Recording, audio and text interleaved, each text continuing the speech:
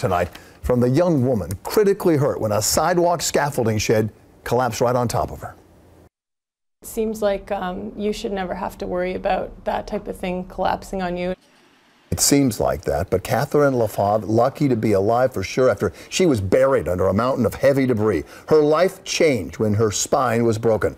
The accident triggering its own mountain of stories into scaffolding safety by our investigative reporter, Jim Hoffer. And Jim's here now with the latest. Jim? Well, in seconds, the life of this successful young model changed dramatically. Instead of photo shoots and magazine covers, it's years of painful physical therapy and relying on others to dress and feed her. A life forever changed because of a badly built sidewalk shed and weak oversight. Trapped beneath a pile of steel and wood, critically injured Katherine Lefavre could have died had it not been for those who quickly rushed to dig her out from under the collapsed sidewalk shed. I just saw sort of wood and metal flying at me, and that's all I remember. Then I woke up in an ambulance. She was 34, just married, and a model for a top agency. And now Katherine's spine was fractured in 5 places.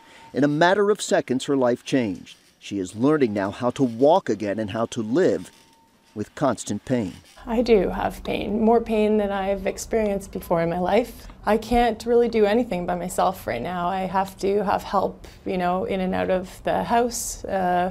I can't really stand long enough to make my own food. In her first interview since last November's shed collapse, Katherine is hoping that by providing a glimpse into her life-altering struggle, it will shake a complacent city council and mayor to do something about the growing number of sheds. You should never have to worry about that type of thing collapsing on you. But with more than 7,000 sheds covering 270 miles of busy city sidewalks, New Yorkers increasingly do worry.